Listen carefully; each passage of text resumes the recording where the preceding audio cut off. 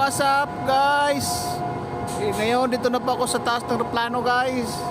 Nakasakay na ako, pauwi na ako ng Pilipinas. Joke lang po guys. May dumaan lang pong aeroplano. Uwing-uwi na po kasi may aeroplanong dumaan. Alright guys, day 2. Still day 2 dito sa port ng Bisag. Maaring bukas pa ng hapon ang departure namin guys. Bukas pa kayo matapos ang diskarga namin. Kasi marami pa guys yung matira eh. Dito pa guys oh. Tchajan! Marami pa guys natira. Pero may matira pa nito guys bago kami mga departure sa next port pa yung iba. Next port pa iba yung diskarga. Guys oh, tingnan nyo guys oh, yung operation.